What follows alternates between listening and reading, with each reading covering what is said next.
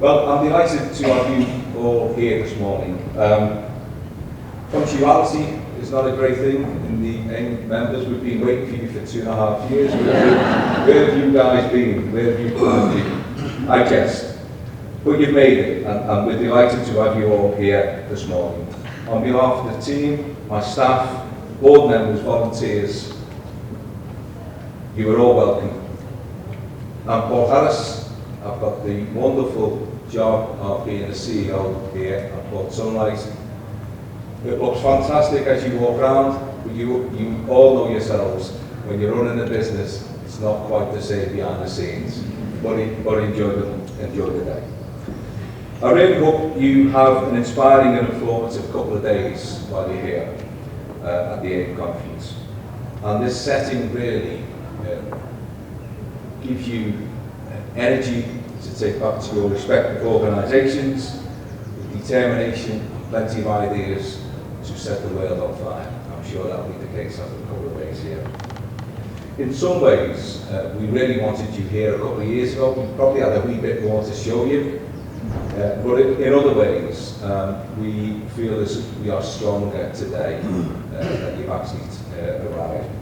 But the last 2 years for all our organisations have been extremely challenging, and certainly Port Sunlight Village Trust has been in the thick of that, as you can well imagine. But you've come at an exciting time, and like most keynote speakers, you always want to give something that is really, really of interest, rather than bog standard stuff. So it's hot off the press, and Port Sunlight Village Trust has taken the decision to pursue World Heritage status with our partners Wirral Council, National Museums Liverpool and Unilever. We're absolutely delighted from the support we've got from our partners. It's the first step in an application to the UK Government's tentative list, which you all probably know has not been open for 12 years. So it's a great opportunity for us. We're making a public announcement this morning, so you guys are first to be aware of it, so I can enjoy the moment and then deal with all the press and all the issues probably in about an hour, hopefully. So it's fantastic news. We are absolutely delighted. We would like your views. Obviously, one of the big opportunities for us will be to get feedback from our stakeholders and the community who live here. So if you check our website, we'd also like your views as well. There's a link there, and we'd be delighted to hear what you think.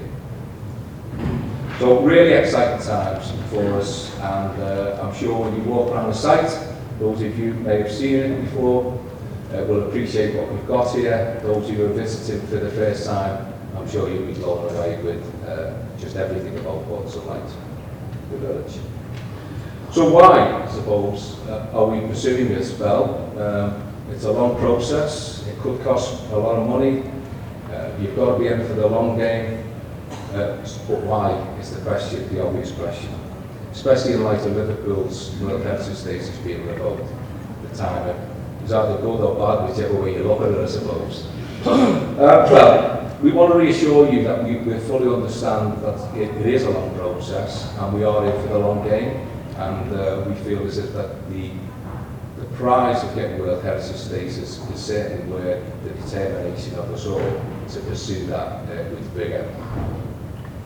As a site, our ambition is for a subscription. It actually started about 30 years ago, believe it or not. So there was some discussion with Unilever, there was some discussion with the residents and local MPs where they considered whether to go for the World Heritage status there. So it's nothing new in some respects. However, since 2018, we've been doing a lot of work ourselves just to make sure we fully understood the process, fully understood the pros and cons of getting World Heritage status. So we've done our research, we've sought expert advice, we've learned from others, we've talked and reflected to the stakeholders in the community, and we've certainly weighed up the potential impact on the site itself. When my board approved for us to pursue World Heritage, I think the biggest thing that they were concerned about was whether it was going to divert us from our everyday role that we have here on the site. It's fair to say, on reflection, it actually supports everything we're doing, so we're delighted with that. Fundamentally, it's about Port Sunlight's wider legacy, making sure that they are known and they make a difference to people's lives. This is Port Sunlight's history, but also its future, which is really, really important for us. It's a mixed site. There's various owners of the site. There's a very mixed community.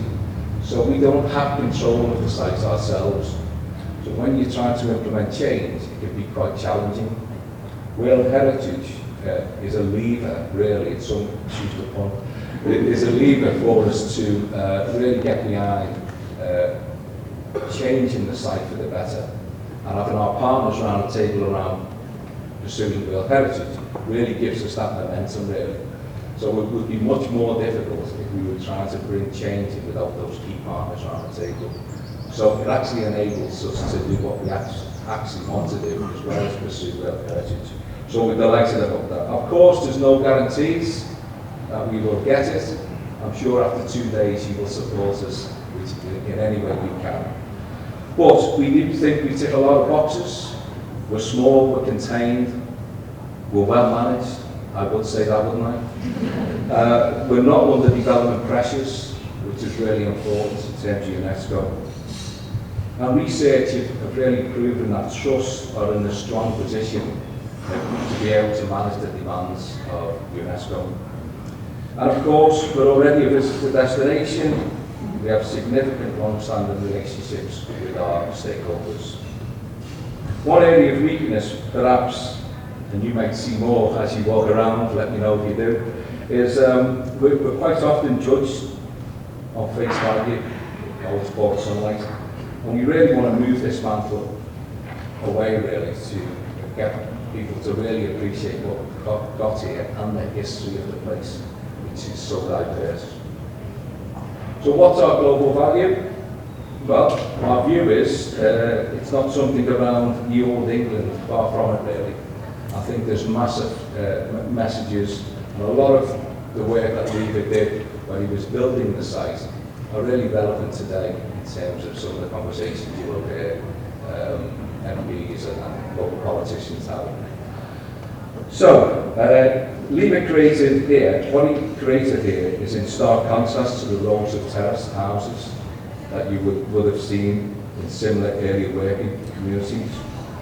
There are 30 different architects practices to create Port Sunlight for the working class people. No two houses are the same. Every period of British architectural history is represented across the site. Lever gave his workers space, he gave them facilities for sport and recreation, and he also paid them well. We, of course, are really, Port Sunlight, is associated, of course, with other examples. Transforming how we clean our homes, wash our bodies, but these are not the focus of our outstanding universal value. Before I move on, I'd just like to thank our partners, National Museums Liverpool, Wirral Council and Unilever. It's been a tough gig to get to this point, it's probably fair to say, but we're here, and the application will go in the middle of July, I think it is, so all hands to the pump.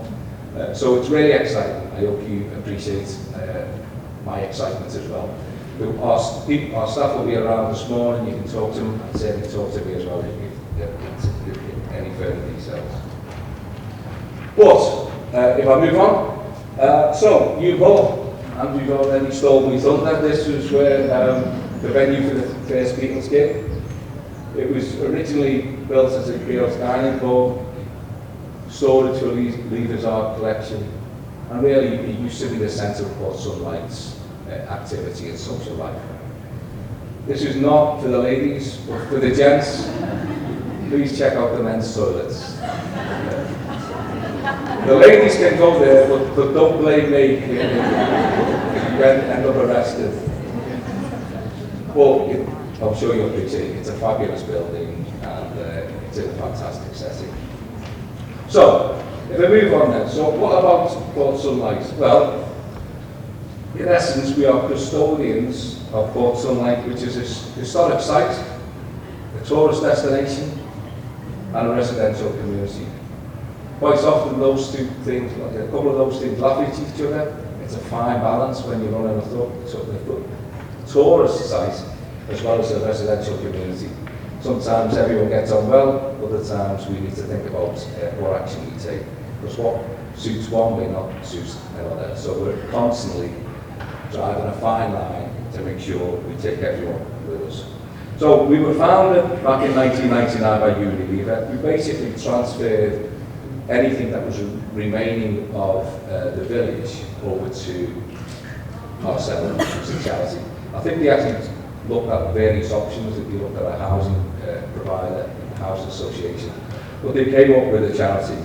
But as I say, we don't own all the village, but we do own a significant proportion of it. We own public buildings, residential properties, monuments, trees, gardens, allotments, rear service roads. There's probably around 130 acres of land here in terms of parkland, 1,100 homes, 900 are Grade 2 listed buildings. So it's quite a unique place really. Last estimates was about 2,100 residents lived on the site. And you probably know that we are a charity and we are run by a board of volunteers, keeping it intact. So how do we fulfill our role? Well, I'm sure all you guys will recognise a lot of this stuff really. And how do we pay for all of that? Well, we're quite unique in some respects and quite blessed because we own about 300 properties which are market rented, and we get a healthy return on those properties. As you would imagine, there's always a big demand to move on to the site. But we're not a registered housing provider, we're a private landlord, as well as everything else we do. We also own around 300 garages, which we've just put the rental, and I think my name in the village at the moment is not great. But to my defence, I think the last rent increase was 10 years ago, but you can't win, can you, I suppose. And we also own a number of commercial properties, not all of them. Those commercial properties, here's a good example. So this is a Port Sunlight property. We have a tenant who rents that property on an annual lease. A lot of the properties we have, you would not write the leases the way we have to manage them now. Some of them are 40 years old. Some of them are on peppercorn rents, so it's not an ideal scenario at all where income streams are reducing and you're looking to do so much on the site. However, where there's a will, there's a way, I suppose. But sometimes it can be a challenge for us. Since 1999 as well, Unilever provided a covenant every year, which basically was agreed at the beginning. It was due to come to an end 5 years ago, but as you would expect me to do, I was able to negotiate another 5 years. But that 5 years is up now, and we're on our own in some respects. That represents 20% of our income, which is really significant in some respects. So something like £750,000, although it sounds a lot, it's a drop in the ocean in terms of what's needed to run this place. But what it does do is certainly focus the mind around the need for various income streams to be improved. Not great when you've just come back through a pandemic of 2 years where clearly we've lost a lot of our usual visitor base really. So, interesting times. So 5 years ago, we wrote a strategic plan. We went through a lot of transformational change in the organisation. That started at board level, went right through the organisation. It was very necessary in terms of getting us fit for the future, in terms of what was coming. As you will all know, when you go through transformational change, it's painful, it's upsetting, it's very demanding, but unfortunately you've got to go through that to enable us to be prepared for what was coming really. So we come up with our new vision, Port Sunlight, an inspiring place to live, work and visit. And believe it or not, our mission, mainly based around some of the leaders' business responses in the Belgian Congo, whatever, is out of date really. We need to refresh it. It's not quite where we want it to be. And there are our values. I won't go through them, but again, all part and parcel of the transformational change program we went through. But like all of us, COVID had a massive impact on us really. And I think when it first happened, you think you've seen everything. From an experienced CEO, I thought I'd seen everything and I had the answers to everything on the back of previous experience. But it's probably fair to say, like most of us, we were a little bit like rabbits in headlights really, and we just sort of rolled with this as and when it was unfolding. But 2 years on, it's probably fair to say I do feel as an organisation we're stronger because of it. We've took a hit on visitor numbers, etc. But almost that downtime where a lot of our operations were closed, although we used the furlough scheme, we actually were able to accelerate some of our plans. So we actually utilised the time we had. But it wasn't without its impact. So from a business perspective, I think through COVID, we've realised that the village is an even more desirable place to live. The open space is very much appreciated. You think about it, no one could go out, and everyone started working from home, and then we just seen lots of business people walking around the site, which was fantastic. They were all having a cup of tea, they were having a break and walking around when you were working from home. We hadn't really seen that, it was mainly visitors. So it was a real eye-opener for us. And like all you, probably yourself, we made maximum use of the government funding that was available. We were able to secure jobs, much needed jobs. And as I said, we were able to fast forward our plans. So in some respects, we were a bit fleet of foot, but we're strong for it. From a workforce perspective, it was a bit of a mixed bag, I suppose. Big turnover of staff, people thinking about their careers and the impact COVID had on their families, their appetite to continue to work full-time. We had big issues around mental health in terms of people struggling to actually come back to work.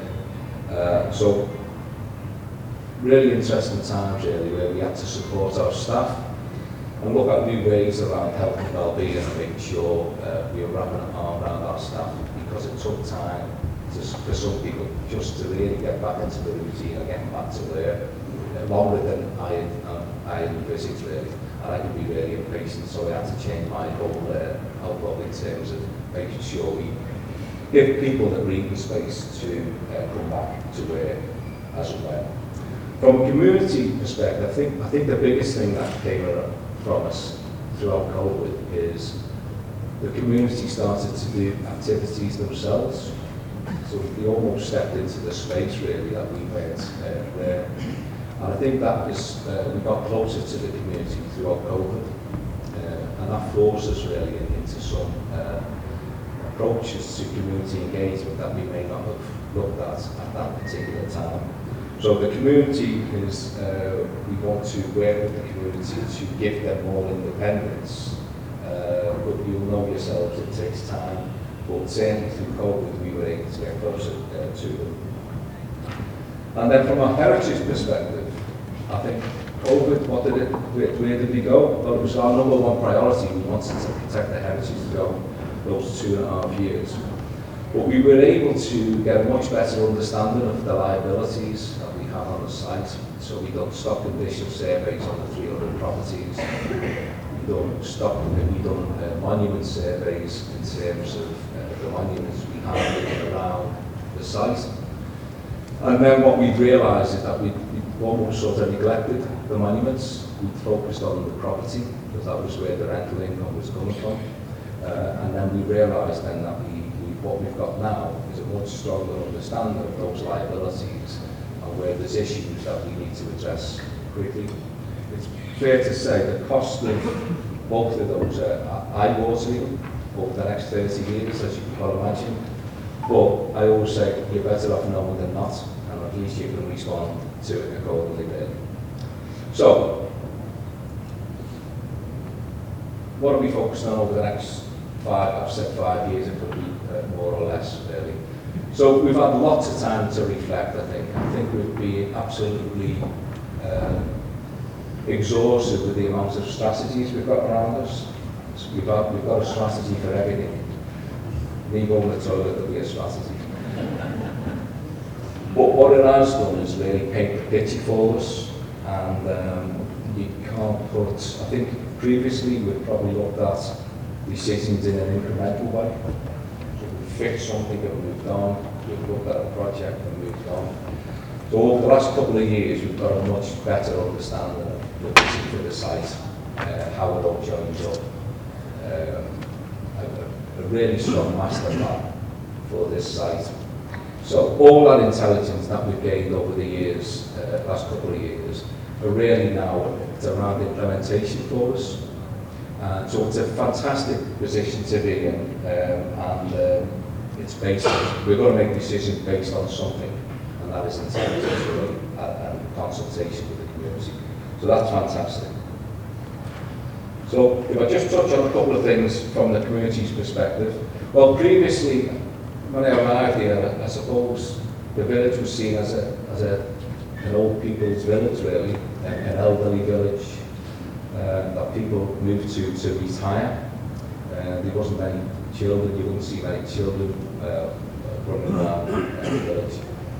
When we did the survey, the resident survey, it wasn't quite true, but there certainly wasn't a balanced demographics on the site. So what we wanted to do is try and encourage families to move onto the site. It's challenging because some of the properties are small. But even if a couple moved into one of the properties, if they quickly looking to have a family, those properties are a wee bit small for them, so they move on, we can't accommodate them. So we're looking to build 15 new units. If you walk around, you'll see these big concrete piles. Don't tell me it looks an eyesore. I know it looks an eyesore. But we are doing something about it now. So we're looking to build 15 properties there. It's probably fair to say we're back to the drawing board, and that's because over the last couple of years, the building costs have gone through the roof.